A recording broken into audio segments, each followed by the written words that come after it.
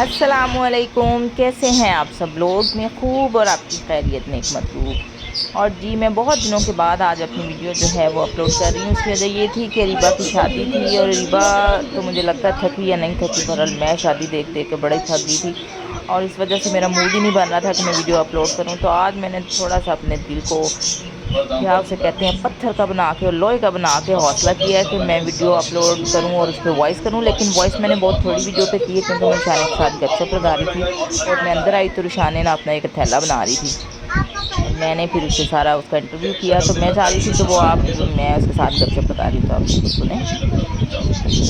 ये Lana Del रे कौन है? सिंगर है जिसका मैं आपको गाने सुनाती हूँ। मैं कहती हूँ मेरी मम्मा क्या मम्मा क्या? मैं कहती थी मेरी मम्मा जैसी है।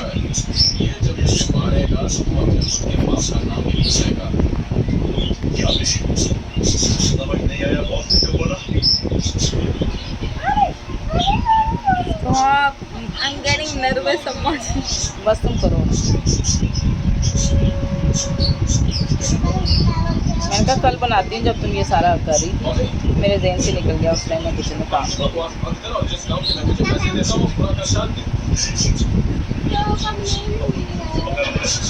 आनिश आनिश वो उसको म्यूट करना ज़रा प्लीज़, बल्कि स्टॉप कर दो मूवी को। आपने वॉइस ओवर ही करना है?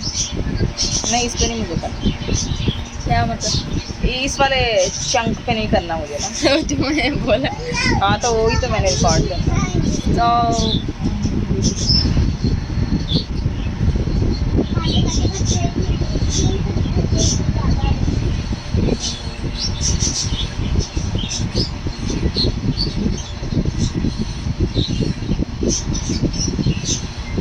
जान छोड़। Will you still love me when I'm no longer here? मैंने आपको उस दिन सॉन्ग नहीं सुनाया था ये? हाँ सुनाया था, मुझे कौन सा याद है।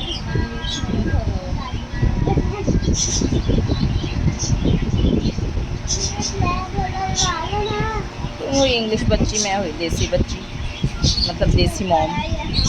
तो फिर मुझे भूल जाते हैं ना ये सॉन्ग। उर्दू की बात करो तो मैं तुम्हें सारा पूरे का पूरा सुना दूँ। मेरे कट नजर आ गए। कहाँ से? नहीं मैंने तो तुम्हारा बात बहुत आ गए अंदर। अब सूखे पड़े लगता है सोसाइटिकल बच्ची।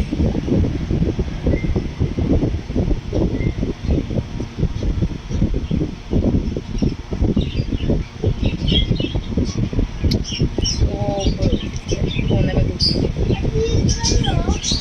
he hit me but it गाने के लिए दिखते but like this okay। अच्छा ये सारी वो सॉन्ग की लिरिक्स लिखी हुई है। 13 बैचेस क्या है? क्या 13 बीचीज हो। ये 13 मैंने इसके स्पेलिंग्स पर गौर ही नहीं किया। इन्हीं बोंगी मार आप एक मिनट लाना ना मुझे।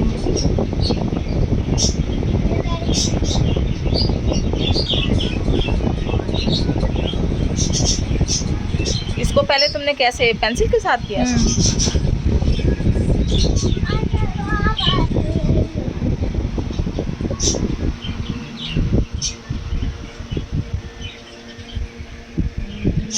हे लॉलिटा, हे ये लॉलिटा लिखा हुआ है ना। मुझे हिलो मत, मेरा पेशेंस एक चूंटी के साथ। अच्छा ये अभी पेंसिल के साथ लिखा हुआ है दे थिंक, इसके ऊपर फिर अच्छा है।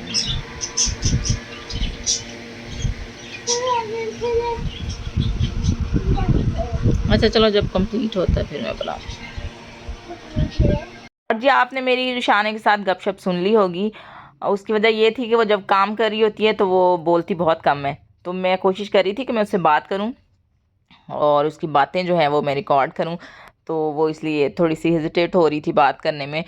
और जी उसके साथ ही मेरी एक रिक्वेस्ट है हमेशा की तरह कि जो जो मेरे चैनल पे न्यू हैं प्लीज़ इसको सब्सक्राइब कीजिएगा और अगर आपको मेरी वीडियो पसंद आती है तो इसको लाइक और शेयर भी ज़रूर कीजिएगा और साथ लगी बेल आइकॉन को आपने ज़रूर प्रेस करना है। और ये सारा कुछ फ्री है। देखें आजकल कोई भी चीज़ फ्री में नहीं मिल रही है, लेकिन subscription like and share and bell icon को प्रेस करना ये सारा कुछ फ्री है। साथ में आपको मैं ये भी बता दूं जो रुशाने के हाथ में ब्रश है ना वो इसका पेंट ब्रश नहीं है, ये मेरा आई लाइनर का ब्रश था। अब अरीबा की शादी थी और अरीबा की पूरी शादी में मैं अपना आई लाइनर के 2 ब्रशेस ढूंढती रही। एक ये वाला ब्रश था, एक और ब्रश था, उसके साथ भी इसने पिंक पेंट के साथ ना, पता नहीं उस दिन किसी डब्बी के ऊपर इसने पेंट किया था, वो भी और ये भी। उस टाइम तो मेरे जहन में नहीं आया। अब मैंने आईलाइनर लगाना था तो मैं रुशाने को पूछूं कि रुशाने आईलाइनर का ब्रश किधर है, तो वो सीधी तरह मुझे कह दे मम्मा ब्रश आईलाइनर तो आप ही लगाती हैं, मेरे भी और अपने भी, तो आपने कहीं ब्रश रखा होगा। और मेरी मतवाजगी इसको ढूंढ ढूंढ के, लेकिन मजाल है कि जो मुझे वो ब्रश मिला हो।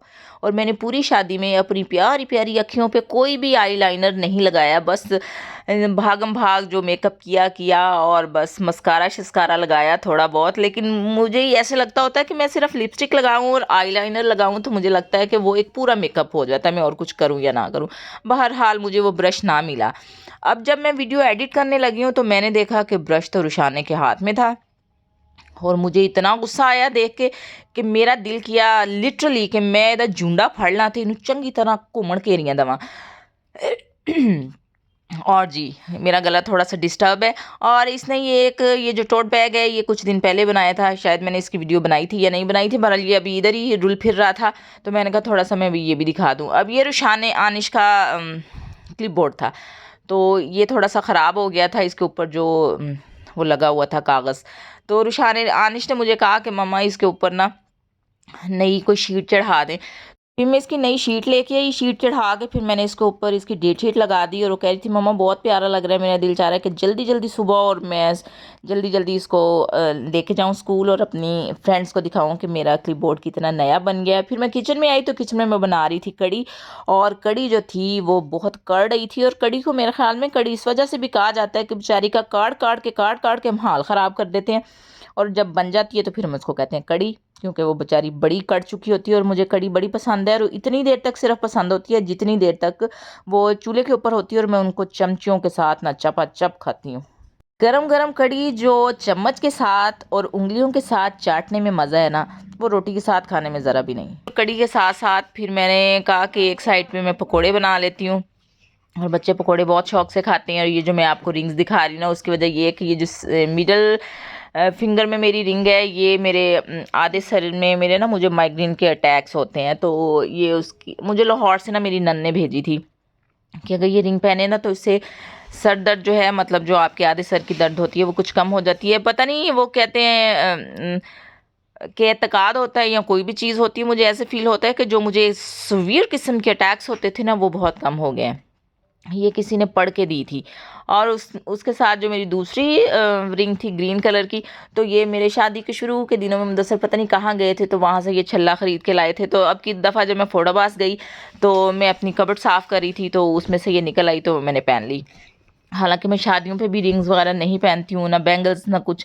हालांकि मुदस्सर ने मुझे इतनी ज्वेलरी ला के दी हुई है, वो पहले पहले मैं पहनती थी, अब पता नहीं मुझे क्यों मैं बॉदर मतलब फ़ील करती हूँ, और मुझे ना बड़ी इरिटेशन होने लग जाती है थोड़ी देर भी अगर वो मेरे हाथ में या उंगलियों में कोई चीज़ रह जाए। तो अब वो मेरी बच्चियाँ जो हैं वही शौक़ पूरा करती हैं, रुशान नहीं पहन पून लेती है। और जी ये मैं पकोड़े बना रही थी, कुछ बन रहे थे और मैं कुछ बना रही थी, और बार बार इसके अंदर जो थी वो मैं उंगलियां जो थी वो मार रही थी, क्योंकि मुझे आदत है, मुझे ना कच्चा बेसन खाने की भी आदत है। जब मैं बेसन बना रही होती हूँ तो फिर उसको मैं साथ साथ टेस्ट करती हूँ, और उसके साथ साथ ही मैंने सोचा कि अपने पैरट्स को भी देखूं ये क्या कर रहे हैं। इन वेलों को कोई काम नहीं है, या चूचा चूचा करते हैं, ये चुमी चटा करते हैं, या फिर खाते हैं। बस इनको दो ही काम है, खा लिया और प्यार कर लिया। बस ज़िंदगी ऐसी होनी चाहिए, ना कोई फ़िक्र ना कोई फाका, ऐश कर काका वाला हिसाब होना चाहिए। बस चूँकि किचन के अंदर ही एक साइड पे रखे हुए हैं तो फिर मैं जब किचन के काम कर रही होती हूँ तो मैं थोड़ी देर फिर इनके पास भी आ जाती हूँ, देखूँ कि ये क्या कर रहे हैं। पकोड़े जो थे वो मेरे हो रहे थे रेडी, और मेरे बच्चे पकोड़ों के बहुत शौकीन हैं। अच्छा कड़ी इतने शौक से नहीं खाते हैं, जिलैत फिर भी खा लेता है, रुशाने इतने शौक से नहीं खाती। हालांकि बच्चियां लड़कियां जो होती हैं वो कड़ी की बड़ी शौकीन होती हैं, लेकिन वो बस ऐसे मजबूरी के तहत ही खाती है। हाँ कहती है कि पकोड़े जब बनाती हैं पकोड़े दे दिया करें, पकोड़ों के मेरे बच्चे बहुत ही ज़्यादा शौकीन हैं। तो फिर मैंने पहले उनको बना के दिए पकोड़े, फिर उसके बाद जो बनाए थे वो उसके बाद मैंने कड़ी शड़ी में डाले। और ये मेरी कैंची थी, ये मैं आज से तकरीबन 6-7 साल पहले सऊदीया से लेके आई थी। अब तो खैर इधर भी आ गई हैं। ये बड़ी अच्छी मिर्चें काटती है, मतलब ये मिर्च काटते हैं तो उसको 2-3 हिस्सों में कर देती है। ये बड़ी मज़ेदार कैंची, इससे बड़ा मज़ा आता है। मिर्चें वगैरह काटने का। और ये अक्सर औकात मुझे ये मिलती नहीं है जब मैंने मिर्चें काटनी होती है। उसकी वजह ये है कि रुशाने या आनिश ना इसको कागज़ काटने के लिए ले जाती हैं।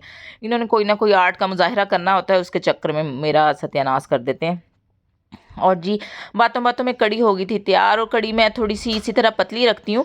अब पता नहीं आप किस तरह की बनाते हैं, क्योंकि जब पकोड़े डाल दें तो फिर वो पकोड़े जो हैं वो कड़ी को ऐसे चूस लेते हैं जैसे आजकल महंगाई ने हमारा खून चूसा हुआ है।